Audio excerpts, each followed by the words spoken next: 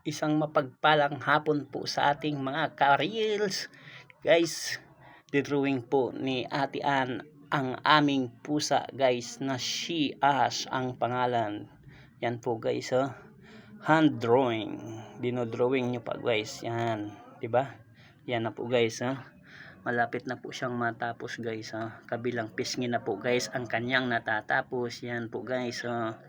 Yung kabilang pisngi na buhay ang kanyang mata guys, 'di ba? Parang totoo guys, 'di ba? Ang galing ni Ate Ann. Good job Ate Ann. Yan po guys, yun pinapatuloy niya po ang pagdrawing sa kabilang pisngi na naman po guys. Yan po guys, oh. Buhay po guys ang kanyang pagdodrawing guys. Yan guys, tingnan nyo guys, ha. Hand drawing. Yan po guys, ha. Yun po, napakaganda na pagka-drawing. Yan po yung kabilang tainga na naman guys, malapit na po guys matatapos ang kanyang drawing guys. Yan, tingnan nyo guys, malapit na. Good job Ate Ann. Yan po guys ang totoo guys, tapos na po guys. Yan po siya guys, parang totoo guys, buhay na buhay. Yan po guys yung tunay guys. Yan, pinicturean niya po guys, yan yung pusa namin guys. Yan po ang kanyang dinrawing. Good job Ate Ann.